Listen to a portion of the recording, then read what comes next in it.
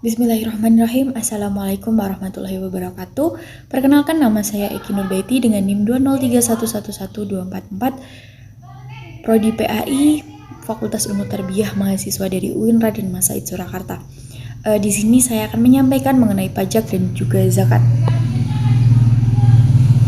Di sini saya teman-teman pasti sudah tahu bukan apa itu pajak dan apa itu zakat. Tapi di sini saya tidak akan menyampaikan teori dari pajak dan zakat. Tapi di sini saya akan menyampaikan sebuah permasalahan antara zakat dan juga pajak. Di sini ada gambar pajak dan zakat. Apabila kita sudah membayar pajak, apakah kita juga harus membayar zakat?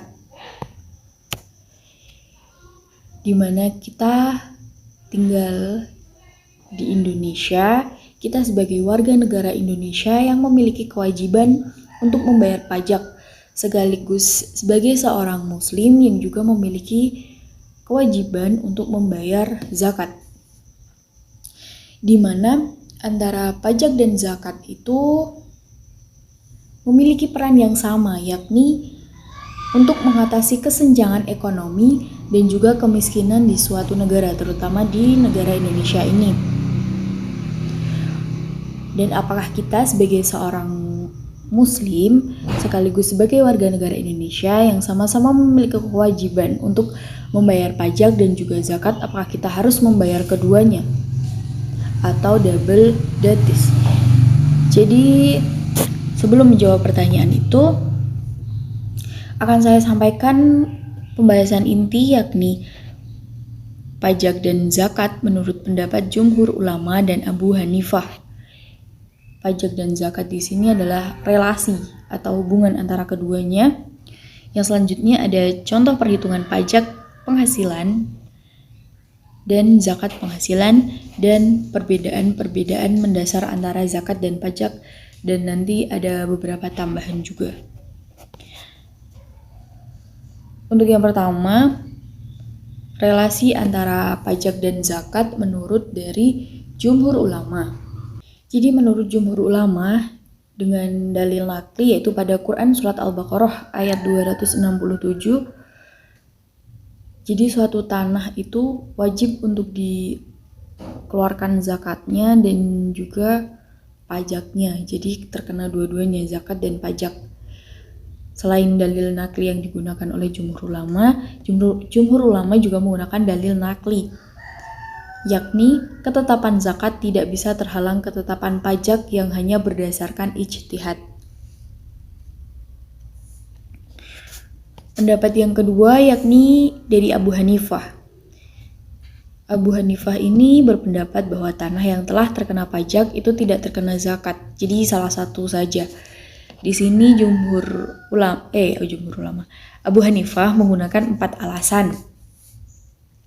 Yang pertama dari hadis riwayat Ibnu Mas'ud bahwa Nabi bersabda, la yajtami'u asrun wa kharajun fi ardi muslimin. Tidak berkumpul zakat 10% dan pajak tanah milik orang muslim. Jadi salah satu saja. Alasan yang kedua, menurut riwayat, Umar pernah memerintahkan orang yang baru masuk Islam, dia bernama Darkon, untuk menyerahkan tanah dan memungut pajaknya. Umar memerintah untuk memungut pajaknya saja dan tidak memungut zakatnya. Alasan yang ketiga, para penguasa atau umara dan ulama tidak menyuruh untuk memungut pajak dan zakat pada tanah yang semula terkena pajak. Dan alasan yang keempat, sebab adanya zakat dan pajak itu sama, yaitu tanahnya subur dan dapat menghasilkan, maka tidaklah terkena dua beban, jadi salah satu saja.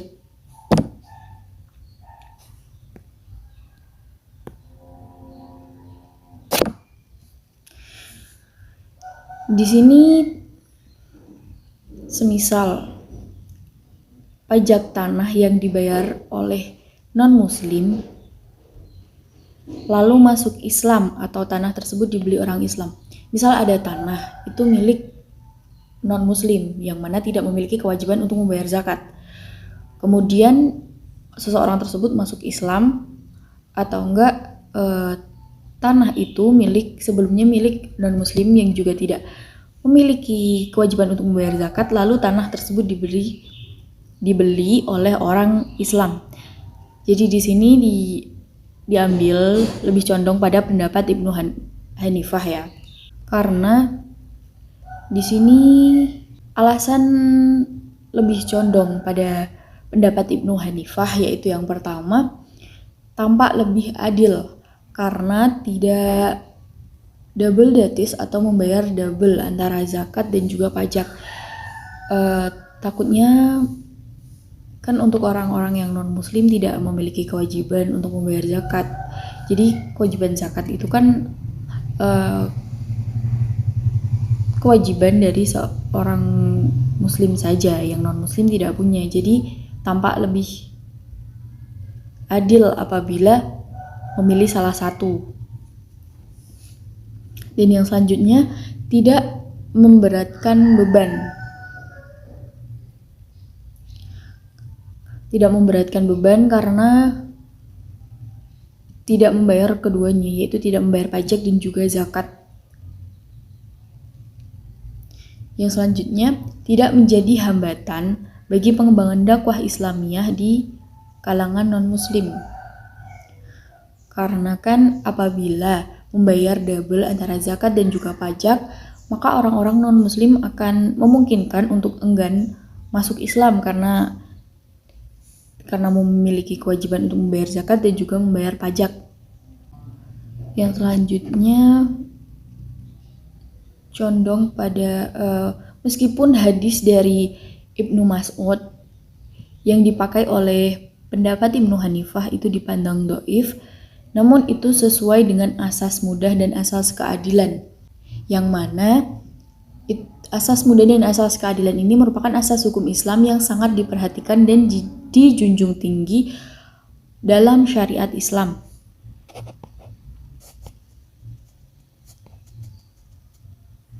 Dan di sini ada dua alternatif pilihan. Alternatif yang pertama yaitu cukup membayar zakat sebanyak 5% sampai 10% dari hasil tanahnya. Hal ini berdasarkan dari kaidah fikih yang berbunyi al-hukmu yaduru ma'al illati wujuda wa adama. Hukum itu berputar atas ilat hukumnya, ada atau tidak adanya hukum. Jadi ilatnya ada, hukumnya ada, dan jika ilatnya tidak ada, situasi dan kondisi telah berubah, maka hukumnya pun tidak ada. Alternatif yang kedua, cukup membayar pajaknya saja, meneruskan status hukum sebelumnya. Hal ini berdasarkan dengan kaidah fikih al-aslu baqa'u makana ala makana. Pada dasarnya meneruskan apa yang ada menurut keadaannya yang semula. Jadi karena tanah itu secara historisnya mempunyai status hukum sebagai tanah yang terkena pajak, maka pemiliknya yang kemudian pun tinggal meneruskan status hukumnya yang lama. Alasan lain mungkin dapat dilihat dari perbandingan hasil perhitungan pajak penghasilan dan pajak penghasilan dan zakat penghasilan berikut ini. Pada zakat penghasilan neto 1 tahun yaitu pajak penghasilan kena pajak. Pada pajak penghasilan neto 1 tahun atau penghasilan yang kena pajak dengan besaran sebagai berikut, yaitu ketika penghasilan itu dalam setahun kurang dari 60 juta, maka pajak kena penghasilannya 5%. Untuk 60 juta sampai dengan 250 juta yaitu 15%, dan antara 250 juta hingga 500 juta itu terkena 25%. Jadi di sini ada contoh kasus penghasilan neto tahun 1986 10 juta, status kawin dengan 3 anak, istri tidak bekerja. Maka pajak penghasilan tersebut berapa? Kita menghitung dulu penghasilan kena pajaknya dengan penghasilan neto 1 tahun dikurangi penghasilan tidak kena pajak. Di sini dengan status kawin dengan 3 anak dengan istri tidak bekerja, PTKP-nya adalah 2.880. Jadi 10 juta dikurangi 2.880 dengan hasil 7.120. Jadi pajak penghasilannya 5% dari 7.120 yakni 368. Selanjutnya penghitungan dari zakat penghasilan. Zakat penghasilan antara 2,5% hingga 20%. Pada contoh berikut yaitu perdagangan itu 2,5% dari penghasilan neto 1 tahun yang dimiliki penuh. Di sini kasusnya Ibrahim pedagang apel dengan penghasilan neto 1 tahun yaitu 10 juta. Dengan akhir pembukaan 1 tahun ada hutang 1 juta. Di sini zakat penghasilan dagang yaitu 2,5%. Jadi berapa zakat penghasilan Ibrahim? Penghasilan yang dizakatkan yaitu penghasilan pure yang dimana penghasilan itu sudah dikurangi oleh hutang. Jadi di sini 10 juta dikurangi 1 juta yaitu 9 juta, maka zakat yang dikeluarkan oleh Ibrahim adalah 2,5% dari 9 juta yakni 225 juta. Jadi dapat dilihat perbandingannya apabila antara zakat dan juga pajak dibayar keduanya, apakah itu tidak akan memberatkan untuk seseorang ya. Antara pajak dan juga zakat itu sangat berbeda dan perbedaannya dapat dilihat pada di sini, yaitu terdapat perbedaan pada segi nama, dasar hukum, nisab dan tarif, sifat, subjek, objek alokasi, penerima, harta yang dikenakan, imbalan, sanksi, dan juga motivasi membayar. Salah satu perbedaan antara zakat pada pajak yaitu pada motivasi membayar. Pada zakat itu karena keimanan dan takwa kepada Allah Subhanahu wa taala, kesadaran diri sendiri, sedangkan pajak itu kepatuhan dan ketakutan kita pada negara dan sanksinya. Jadi udah dua hal dengan urusan yang berbeda. Jadi di sini hendaknya pemerintah berkenan memberi dispensasi berupa pemotongan atau pengurangan pajak bagi wajib pajak muslim yang benar-benar telah menyerahkan zakatnya kepada Baitul Mal yang dibentuk oleh pemerintah. Dispensasi semacam ini kiranya bisa dijalankan untuk menghindari double datis yang memberatkan umat Islam. Karena sistem perpajakan sekarang juga memberi dispensasi kepada misalnya pegawai negeri berupa pemotongan atau pengurangan pajak berdasarkan 21 dan 22 PPh. Tambahan di sini,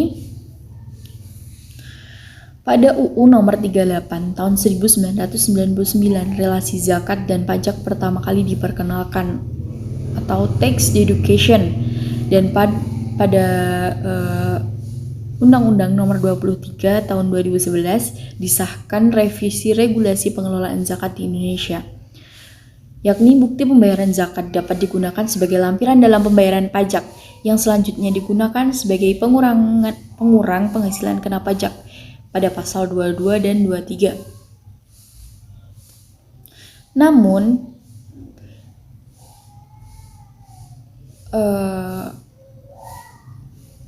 karena Dirjen Pajak belum mengakomodasi, proposal tidak dipersiapkan dengan baik, kelemahan kerangka regulasi dan institusional zakat nasional itu semakin memperburuk relasi antara zakat dan pajak, jadi belum bisa berjalan dengan lancar.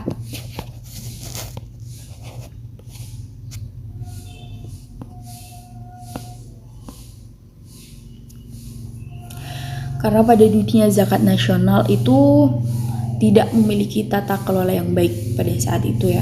Tidak memiliki tata kelola yang baik, posisi dunia zakat yang lemah di depan otoritas pajak. Dan apabila zakat ini dilaksanakan sebagai tax deduction atau sebagai pemotongan dalam pembayaran pajak, terlihat banyak kelemahannya. Di antaranya yang pertama, hanya berlaku pada zakat atas penghasilan saja. Yang kedua, dugaan bahwa wajib pajak cenderung tidak mengeksersis fasilitas ini dan BAS atau LAS yang diakui oleh aparat pajak di tingkat teknis operasional umumnya hanya Basnas saja. Implementasi zakat sebagai tax deduction menimbulkan restitusi pajak yang proses administrasinya rumit.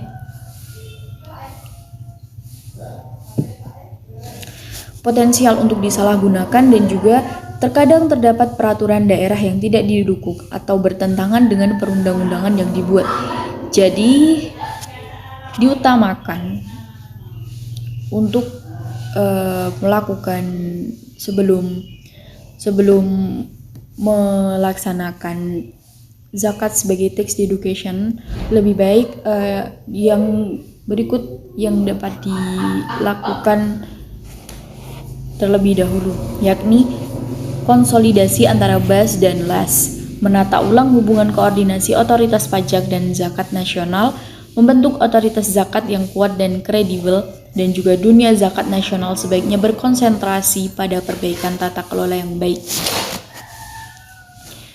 Jadi kesimpulan serta jawaban dari pertanyaan di awal tadi, dengan kondisi dunia zakat nasional yang menempati posisi lemah di depan otoritas pajak serta tata kelola yang belum membaik, maka perlu adanya penataan ulang dan pengembangan hal-hal yang bisa meningkatkan kinerja pada dunia zakat nasional, agar apabila dunia zakat nasional sudah bisa terus berkembang, maka ada kemungkinan untuk bisa menguatkan relasi antara zakat dan juga pajak, sehingga berkemungkinan terjadinya zakat sebagai tax deduction dengan yang berjalan dengan tanpa hambatan yang berakibat fatal.